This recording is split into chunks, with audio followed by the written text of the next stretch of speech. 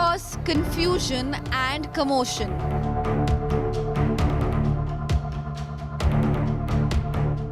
Seven days on, IndiGo still won't fly.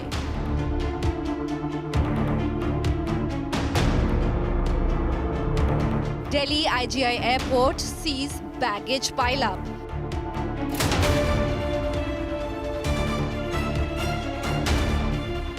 Employee blames top brass for downfall.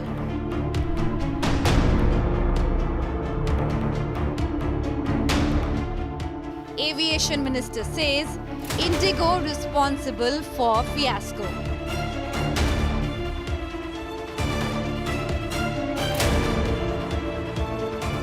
The IndiGo fiasco. That is our top focus on 5 Live.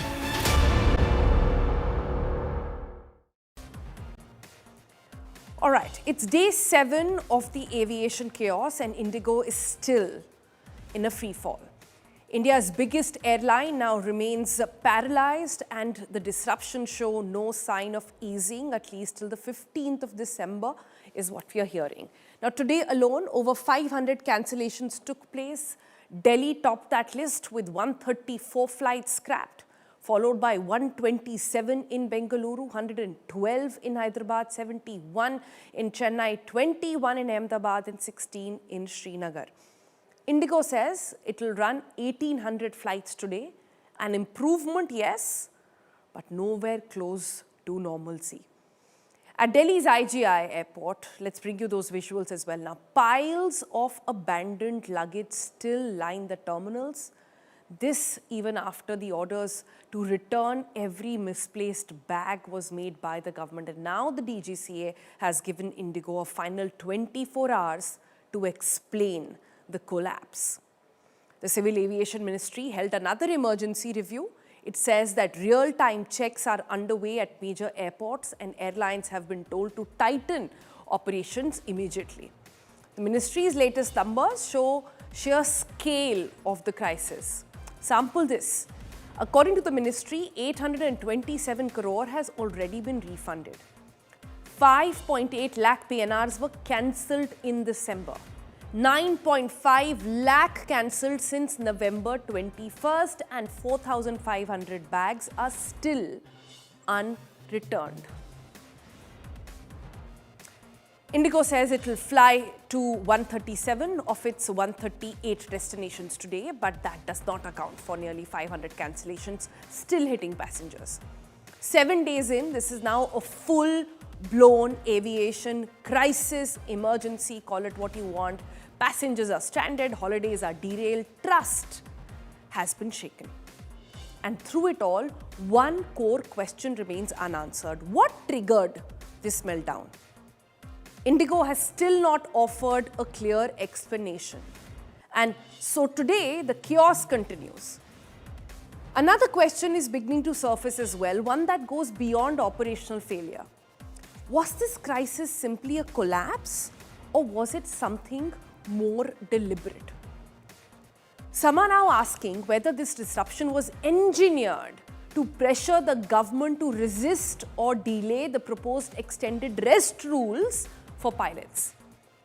Now, to be clear, there is no evidence yet to support those claims, but after a week of silence, cancellations and confusion, the questions are getting louder and IndiGo still owes the country some answers. Meanwhile, some answers were found, particularly to the question on what exactly happened. How did this crisis actually came about?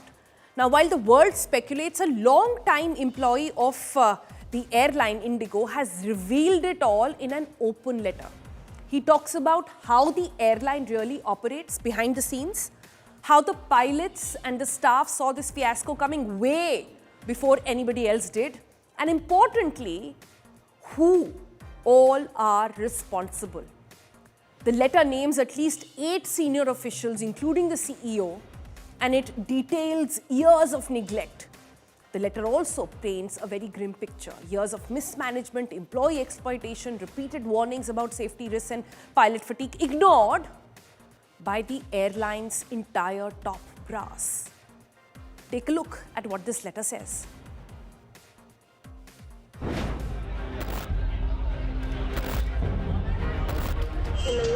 your flight for tomorrow.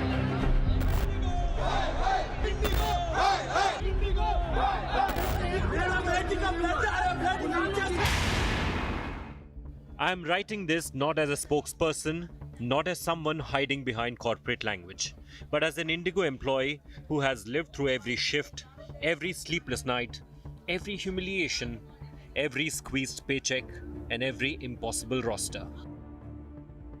And I'm writing this as an Indian because the state of this airline is no longer just an internal issue. It affects millions of people in this country. I need you to hear this from someone who has been inside long enough to understand how we reached this breaking point. Nothing happened overnight. We all saw it coming. IndiGo did not collapse in a day. This downfall was years in the making. Pilots raised concerns about fatigue and unsafe duty timings. Instead of being heard, some were called to the head office, intimidated, shouted at, and humiliated. No consequences, no accountability, just fear. Cabin crew facing passengers with a smile while crying in the gallery. Cabin crew facing passengers with a smile while crying in the galley. And the messaging from the top, you are lucky to have a job. Or worse, beggars can't be choosers. How do you expect us to serve the nation when we ourselves are broken? When employees feel exploited, unvalued, and exhausted, how do you think they can give you the service you deserve? IndiGo grew, but the people who fly the planes, repair the planes, and handle the planes, we were left behind. And now the world laughs at us. It hurts because it's not the Indian workforce failing you. It's the management, mostly foreigners. My appeal, as a colleague, as a citizen, as a human being. We don't need damage control videos. We don't need PR apologies. We need action. I'm writing this because I refuse to stay silent anymore. And being an insider, I'll call names. It starts with Peter Elbers, who was holidaying at his native Netherlands when this wildfire happened. Isidore Porqueras, who hails from land of senoritas, and no one has a clue what he's doing here. Jason Herter from land of Yankees, whose arrival in IndiGo started the downfall in employees and employer relationship 8 years back. Aditi Kumar, who has made OCC a mess by doing planning on minimum rest for pilots and cabin crew. Rahul Patil, who cannot even draft an email but very good at intimidating and abusing fellow pilots. Tapas Dey, who has the audacity to say to his colleagues that beggars can't be choosers. If IndiGo truly wants to rise again, it must first look inwards at the tired, overworked human beings who keep its aircrafts in the sky. We deserve better. And so do you, the citizens who trust us with your time, money, and safety.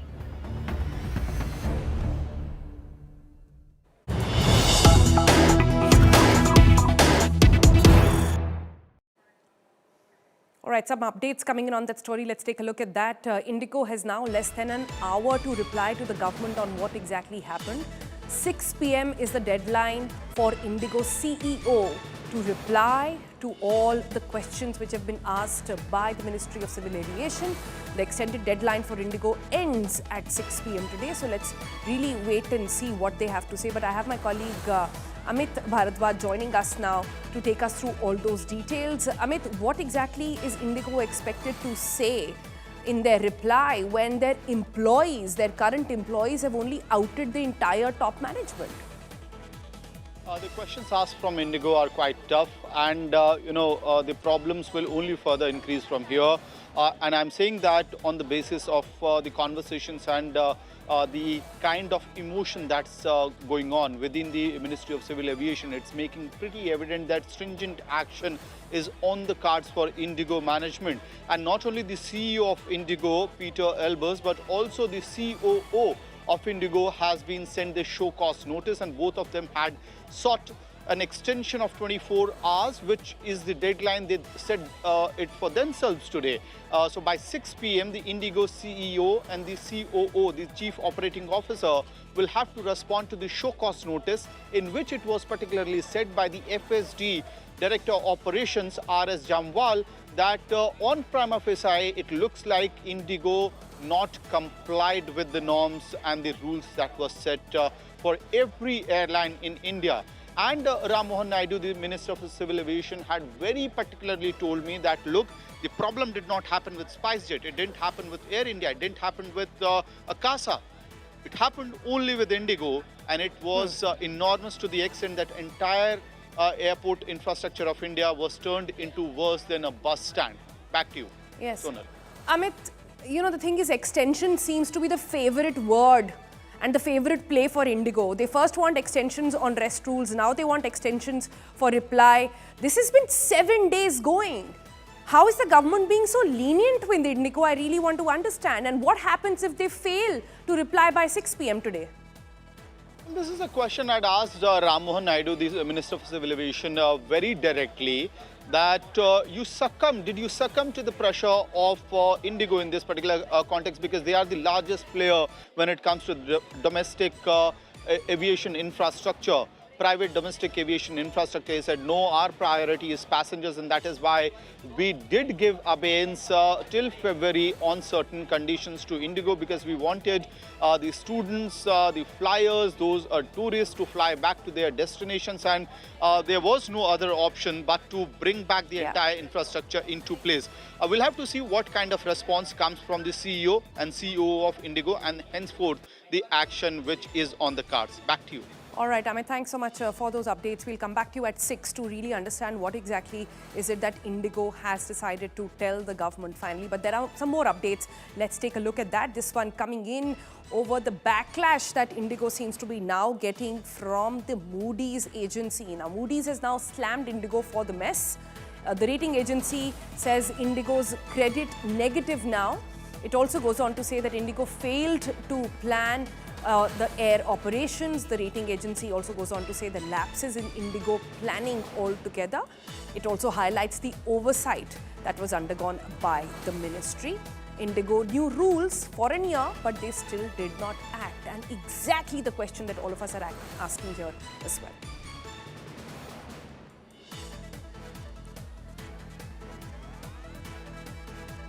All right, so let's quickly, those are the updates coming in at this hour. Let's quickly check if our guests are patched in and we can sort of cut across to them and understand the story a little more in detail about what exactly is happening at IndiGo.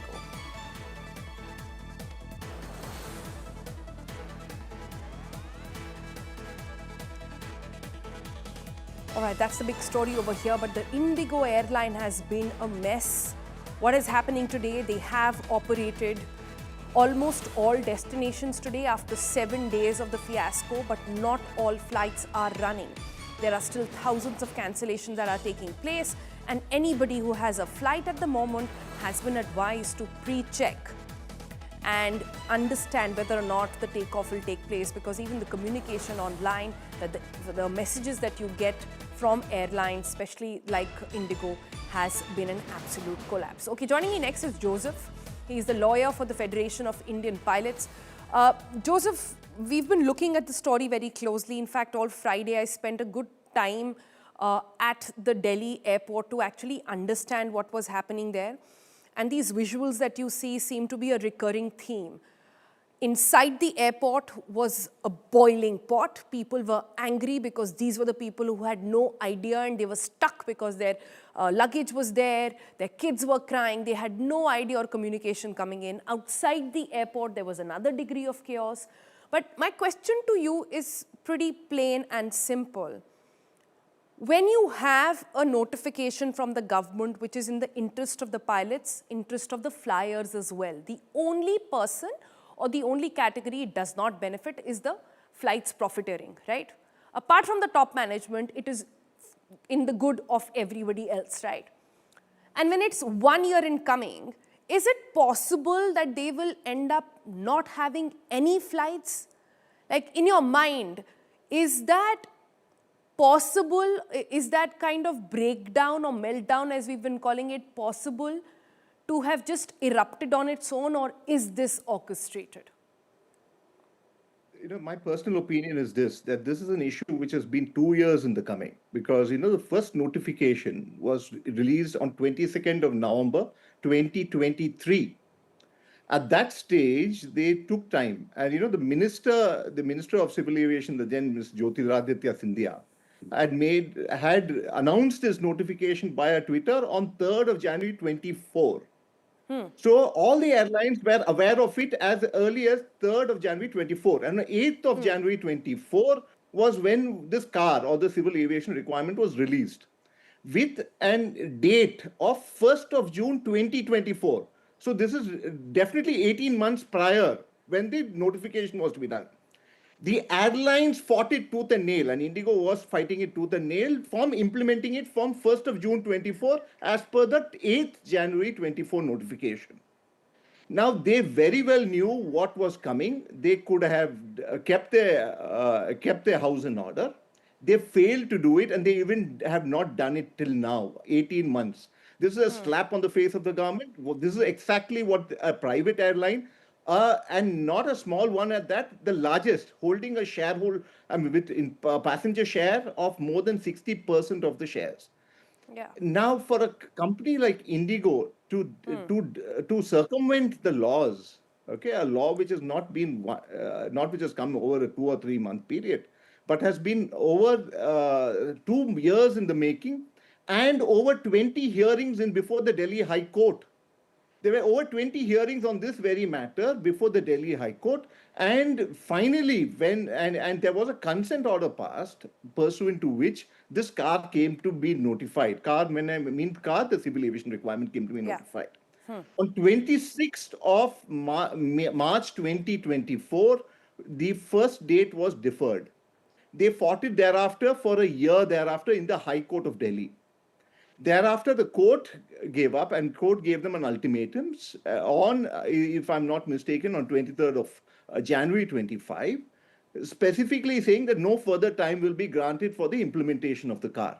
And on 23rd or more specifically on 7th of April 2025, the court said enough is enough. This is for the safety of the passengers. It is for the safety of the pilots. We cannot have fatigued pilots flying aircrafts. So let us look at it from a holistic perspective.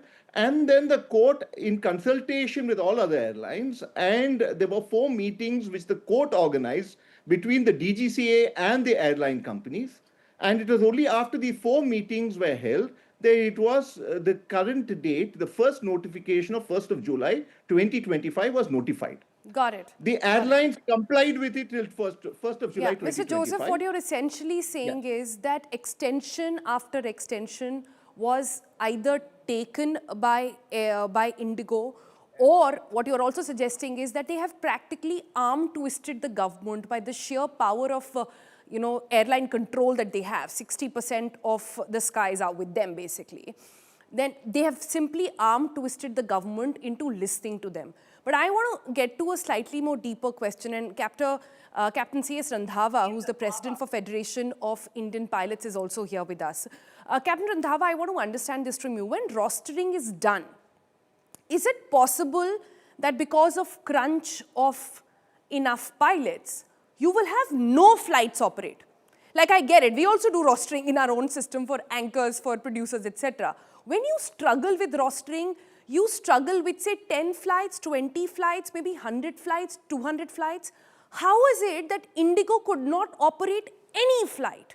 What really baffled me that day was that no flight took off from Delhi, no flight took off from Mumbai, and there were so many such clusters. How is that even possible?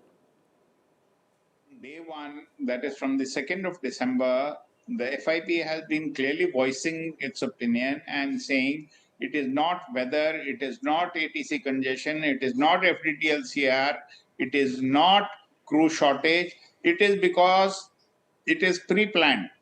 It was pre-planned that they had to do a integration of the network planning software with the optimization of the crew utilization, because they were given 150 flights per day extra in the winter schedule. So everything had to be integrated. Now, how can you have all the aircraft on the ground, all the pilots available, all the cabin crew available, and yet no flight taking off? And the CEO has gone on record on the 5th, he said it was pre-planned. That means they had planned from 2nd of December and did not communicate either to the DGCA or to the passengers, and created a crisis around the country. They need to be, the senior management of IndiGo Airlines needs to be criminally prosecuted and fined for thousands of crores. They cannot take the people and the citizens of the country at ransom. And on the contrary, they have been given a clean sheet not to adhere to the safety norms of the pilots, as if the safety norms are not applicable to 5,800 to 6,000 pilots of IndiGo. So it is total rubbish what has happened, and the way the government has handled. I'm shocked that when there is a problem, analyze the problem. At least we are the subject matter experts. We've been saying from 2nd of December that there's been no flight cancellation even after the second phase of the CR was implemented on 1st November. Then I went on record and even said that when the software modification on the Airbus 320 aircraft, 200 aircraft of IndiGo happened on 29th, no flight was cancelled. There were some delays. Yeah. But nothing happened on 1st of December. Second, a bomb exploded and everything started crumbling. And now also, if you see, a lot of flights are getting cancelled. You tell me one thing. On Friday, the minister rolled back the FDTL CR. That's what they for wanted. which all the IndiGo pilots are extremely unhappy about it. As they are not human beings. Are they not human beings? And why all the other airlines are maintaining it? And thirdly, this is not the cause. And it's not, and I think people don't understand it. It's not about IndiGo pilots wanting rest. This is not a peculiar demand. This is the global standard that exists everywhere across the world. This is also a guideline. The rest period for 48 hours is what exists for all other airlines as well. Except Air India, and correct me if I'm wrong there, Joseph, except Air India, which is also sort of an extension, it exists for all other airlines. And at the end of the day, the pilot is not asking for rest to go and chill somewhere.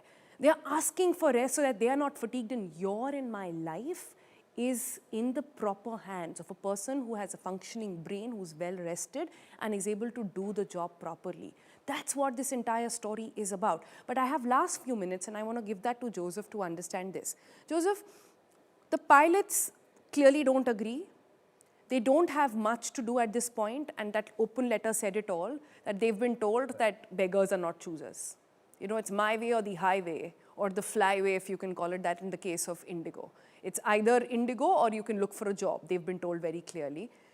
The peculiar part in this is the government's sort of lukewarm response, won't you say?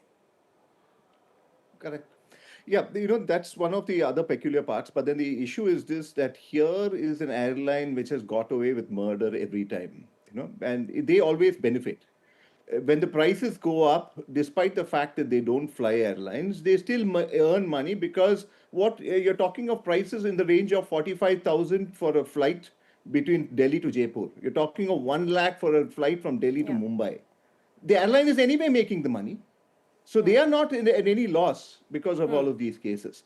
According to me, this is an orchestrated campaign. I mean, they very well knew what it was, because they are arguing this matter in court. They were well aware for over the past 2 years. And these are petitions filed by pilots in 2023. And at that point of time, very well, everybody knew that this was likely to come. The aviation minister announced it on 3rd of January 2024. That we are talking of nearly 19 months prior to this period. They very well knew what was happening. So if they very well taken the DGCA so lightly, they better well pay for it. And, look at people who couldn't attend Will their own IndiGo marriages. pay for it? I think that's the big question, because I don't think there is any doubt left over how this entire thing was orchestrated. It's pretty much out in the open. Everybody, including Moody's, has now called them out. But will IndiGo finally pay a price for causing this entire mess? Well, that's the question that we have to ask the government as well. For the moment, I have to thank Joseph and Captain Randhawa for joining us here on the program.